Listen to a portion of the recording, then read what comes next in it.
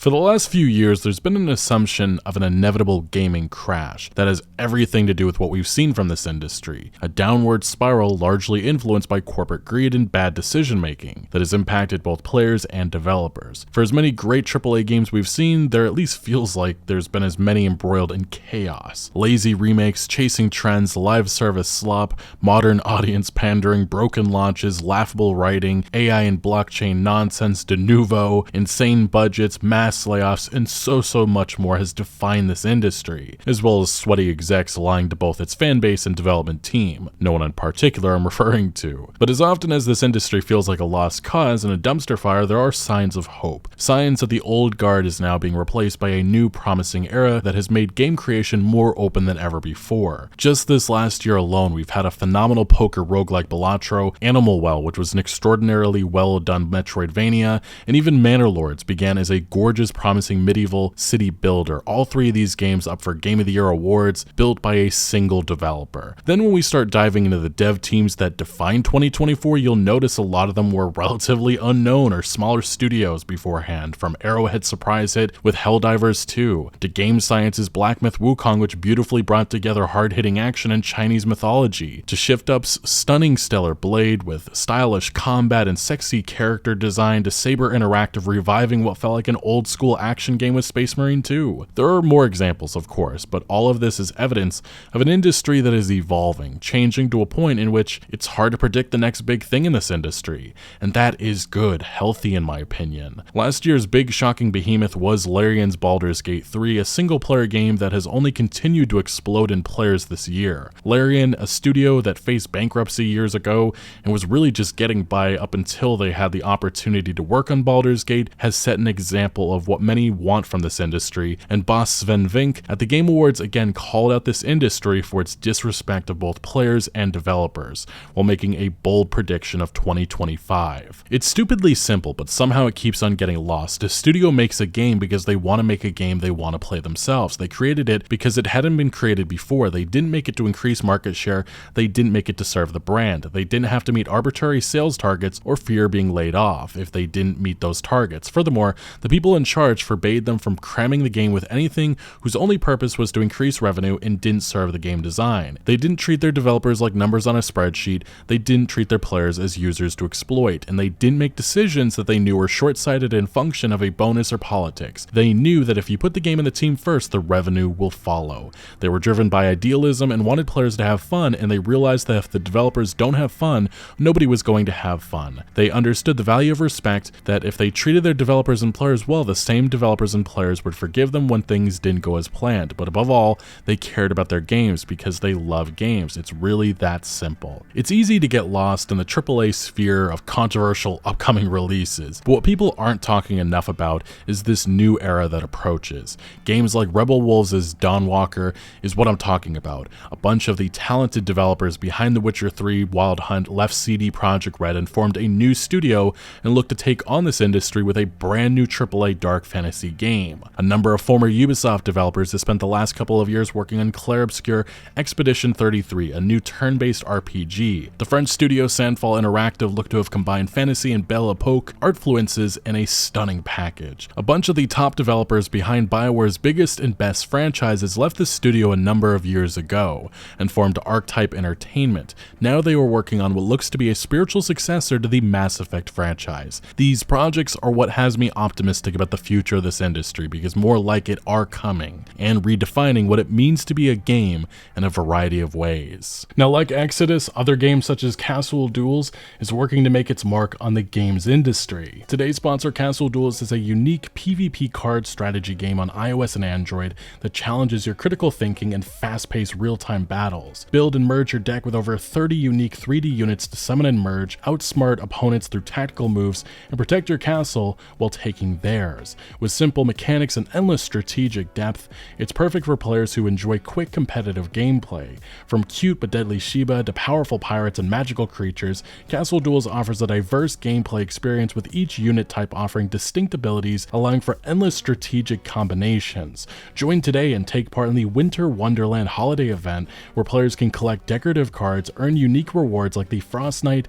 and try their luck with a festive roulette for legendary prizes. Jump in now now to a strategic game that is as challenging as is fun. Download the game now using the QR code on the screen or my link in the description down below, and you'll get a special Master Chest bonus with gold, set of cards, and magic dust, which can be exchanged for a legendary card. Thank you again to Castle Duels for supporting the channel. Blizzard celebrated Warcraft's 30th anniversary with remasters of the first two games and celebrated further by delisting the original games that came at a bargain and right before they were to be added to GOG's preservation program. Sony and Rockstar have both controversially done similar actions in recent memory. Announce remasters, delist old games, sell for a premium. Blizzard's Overwatch 2 exists without a vision. They spent years working on it and making promises of a PvE focus to just revert back to basically what they released with the original installment, although with a more greedy microtransaction store. Greed, new company motto it seems at Blizzard. Bethesda Game Studios leadership has done victory laps and gone on the defensive when it comes to one of the worst game expansions in recent history. Starfield Shattered Space was a travesty. Suicide Squad Kill the Justice League was a live service flop in the same vein as Marvel's Avengers that we all saw coming, except Rocksteady and Warner Brothers that lost $200 million in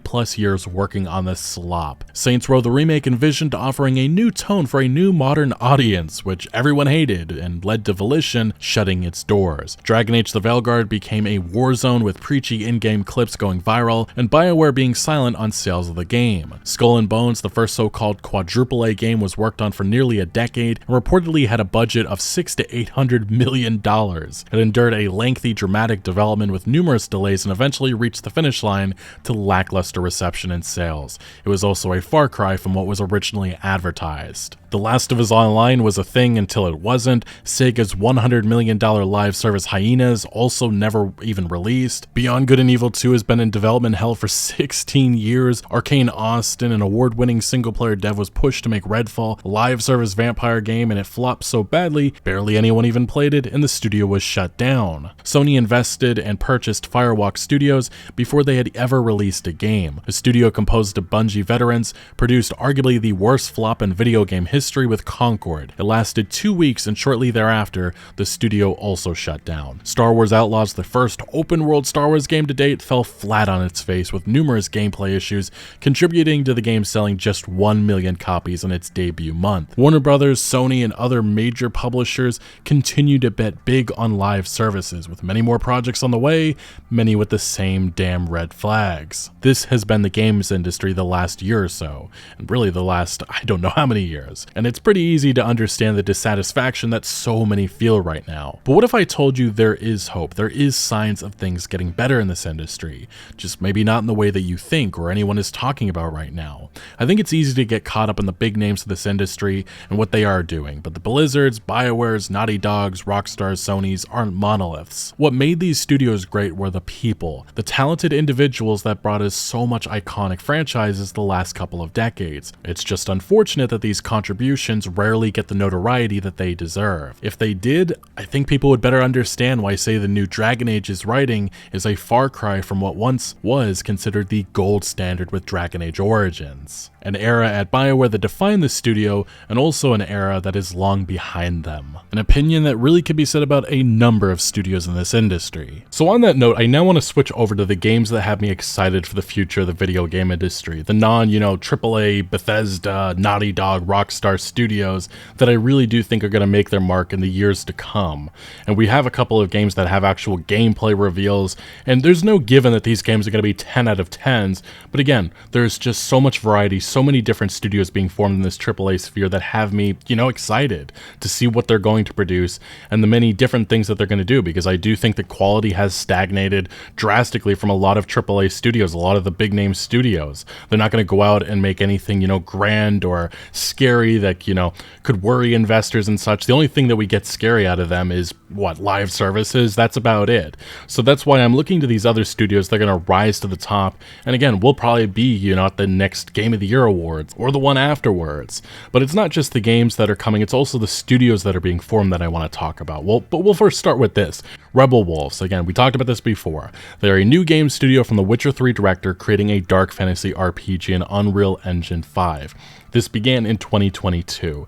And some of the information we've learned recently is that Bandai Namco will be publishing their debut title, and we have found out that, again, Konrad Tomaskiewicz, the game director of The Witcher 3, he is in charge of all of this, and the team has grown in the past 2 years. Tomaskiewicz is the quest director on Cyberpunk 2077. He joined as a creative director, and then Jacob Smalek, he is a co-founder of the studio and narrative director. He was also a lead writer at CD Projekt Red on Cyberpunk and some of the Witcher 3 expansions, so they have talent, and this is just a couple of them. There are other veterans that have also joined. I think one of the lead gameplay producers on Cyberpunk also joined this studio, so they have a lot of talent. And this here is their first title reveal for The Blood of Dawnwalker. This is the game that they've been working on, and I will say the music, it just sounds absolutely fantastic. Join us under the full moon for the game reveal event. And actually, they have this right now going on their Twitch.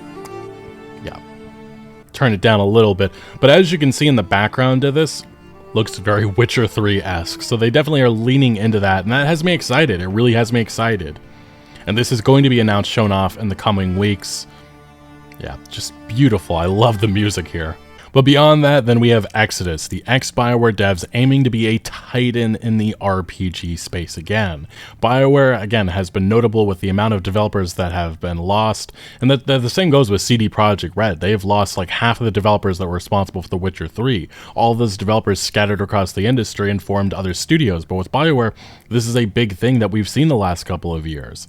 And one of those studios was Archetype Entertainment. These are some of the talented individuals that are at this company.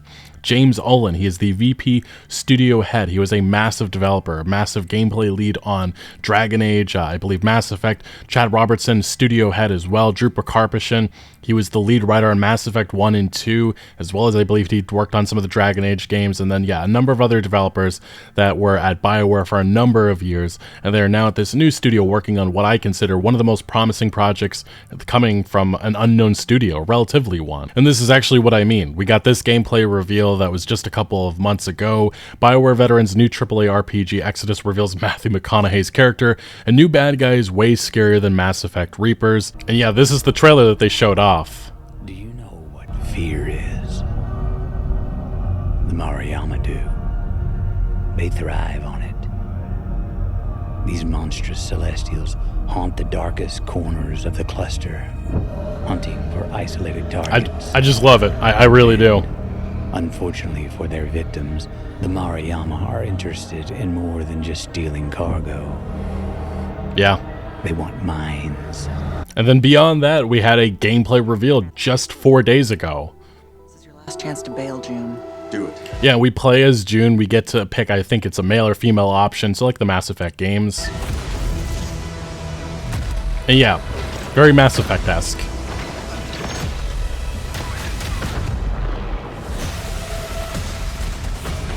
Yeah, I dig it. Especially with the talent that you have behind this project. Loaded weapon is a hell of a way to greet your new partner. So you're June. We're burning time. Character creator as well. Friends, let's make each other rich. I'm not just here to look pretty. Yeah, Got away with celestial tech.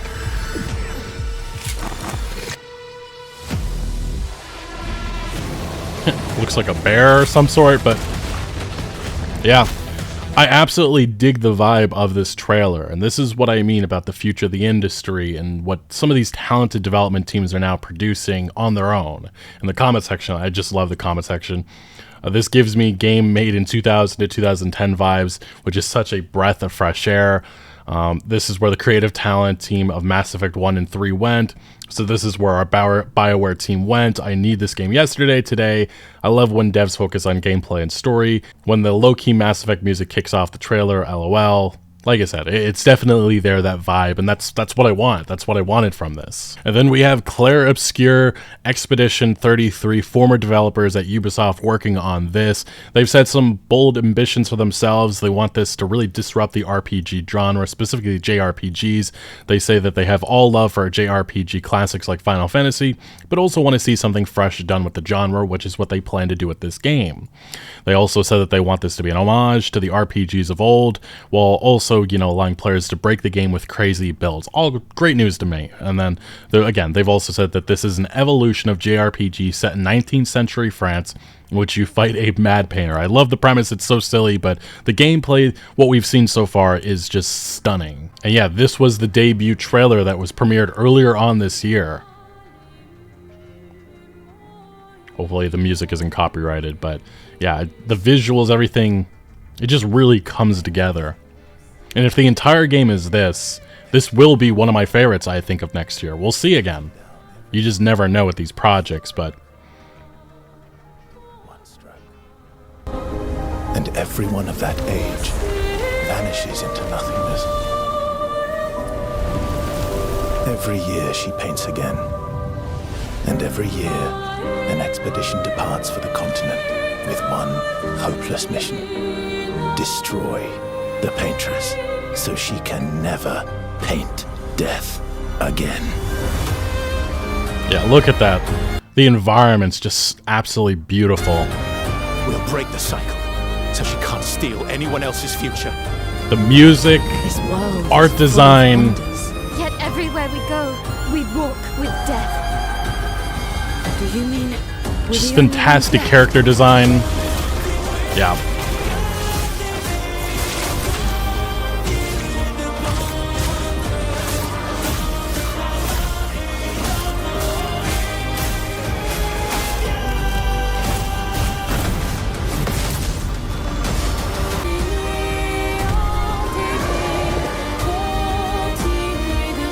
Yeah, it's just a glorious presentation, and how that translates to the full game, we'll see, and I hope it does, because this just looks stunning, it looks beautiful. And this is why I am excited, this is why I am optimistic. I look at games like that are looking to transform genres that really feel like they've been stagnated in a variety of ways from other AAA studios that just aren't doing enough, in my opinion.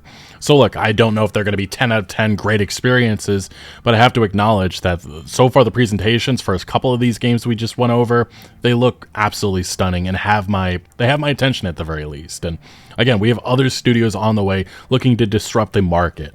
Great example of this is Diablo 1 and 2 devs secure $4.5 million for a new ARPG. We're going back to what make those early Diablo games feel so awesome, but taking them in some cool, fresh directions. This is Moon Beast Productions, and again, they've just started, and we'll see what they produce in a couple of years. And there's just so much of this. Naughty Dog and Infinity Ward veterans create new studio That's No Moon. New AAA developer has secured a $100 million investment from Smilegate to work on its debut title. We have another one, former Gearbox, Bethesda, and Epic Games veterans form Ruckus Games creating co-op title. Another one, former CD Projekt Red devs found new studio Blank. Not sure what they're going to be working on, but again, that talent behind The Witcher 3, this is another studio that was formed from talent that worked on those games. We have Helldivers 2 World of Warcraft vets form new studio called Blue Scarab. Another one, Naughty Dog, id Software, and Activision alum form Empty Vessel, led by Emmanuel Palick and Garrett Young. The new AAA studio is developing a sci-fi shooter. We have NetEase, ex-Call of Duty lead David Vonderhaar. If you played Call of Duty, we're familiar with the Black Ops games. Vonderhaar was a major Treyarch developer, and he launched a AAA studio, Bullet Farm. We'll see what they produce in a couple of years. BioShock and Cyberpunk veterans form new dev Anti-Static Studios. The new studio, obviously, again, working on its debut title with a codenamed Hornet.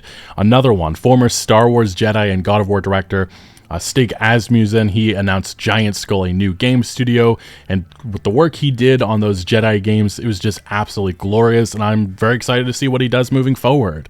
Another one, Xbox partners with former Rocksteady co-founders new studio 100 Star Games. They left before Suicide Squad Kill the Justice League released. I think they saw the writing on the wall, and they wanted to go back to what they are known for, a AAA single-player action-adventure game built on Unreal Engine 5. That's what they're building right now, and again, probably a couple of years away, but I'm at the very least going to be interested in that, again, because of the work that they did in the Arkham franchise. Firaxis veterans form a new strategy game studio, Bit Reactor. Former Immortals of Avion developers joined Rockstar Games as co-founders' new studio, Absurd Ventures. That is Dan Houser. Dan Houser, one of the key figures behind games like Red Dead Redemption 2, Bully, Grand Theft Auto 5. He's been grabbing a lot of talent, a lot of the talented writers on Red Dead Redemption 2, and they are working on a new open-world action game that, again, we'll probably see in a couple of years. years, but it's one of those games that you just have to keep an eye on. And the reason why he left Rockstar Games, it looks like he wanted to try new things, and Rockstar is all about the big premium experiences. It's just Grand Theft Auto and Red Dead nowadays.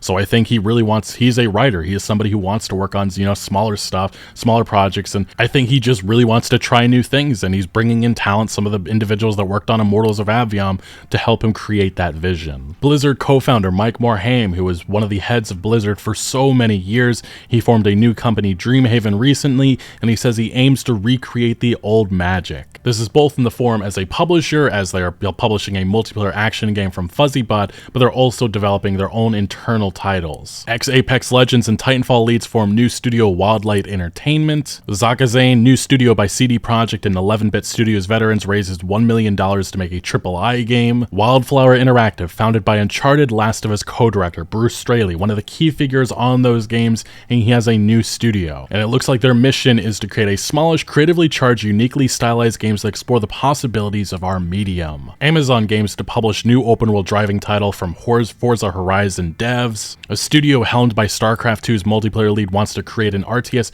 paradigm shift with its unannounced game. This coming from Uncapped Games, who hopes to revitalize the RTS genre with a game that's not about playing the piano as fast as possible. New Tales game publishing studio launched by Ubisoft Blizzard veterans. There's just so much examples of, you know, new studios being formed, and some of these studios, again, probably will fall flat on their face, but there are going to be some that rise and probably are the new, you know, studios that are making the best games in the years to come. And that's what has me optimistic. That's what makes me more excited, because I think years ago, you know, it was really just dominated by a couple of studios, and we talked about them all the time, and that really has been the case for the last couple of decades. But things are changing.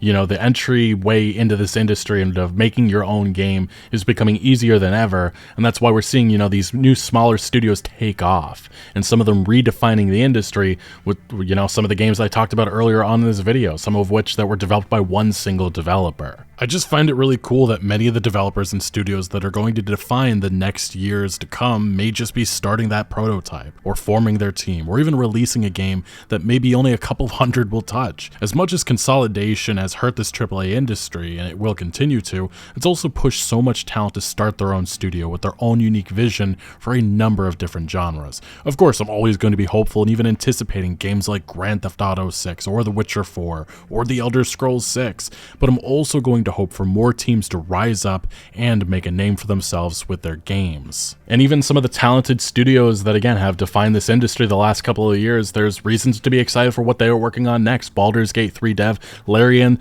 they said that their game is going to take a number of years, but in 2029, around that time, that is when we will see what they've been up to. It's not going to be Baldur's Gate 4, but it's probably going to be a brand new IP, and that has me excited, especially with the work that they did on, again, Baldur's Gate 3, a game that kind of brought an old standard back to being new. Even Hello Games, what they've produced with No Man's Sky is nothing short of extraordinary. So many updates, free updates, that have totally transformed that game in a way that it's just unprecedented. That's why everybody is looking at Light No Fire with excitement and in anticipation for the crazy ambition that No Man's Sky creator Sean Murray has said. And I think he understands, you know, not trying to go overboard with, you know, marketing spiel, you know, the things that got him in trouble years ago. So I think he understands the expectations that he is setting, and that, again, I'm just excited to see what they're going to be producing, especially with all the lessons that they've learned over the years with No Man's Sky. And we've seen even some of the technology that is going to be used for Light No Fire recently being introduced to No Man's Sky, and it's just absolutely fantastic. And then, of course, Stellar Blade, the studio's next game, is reportedly a AAA action RPG titled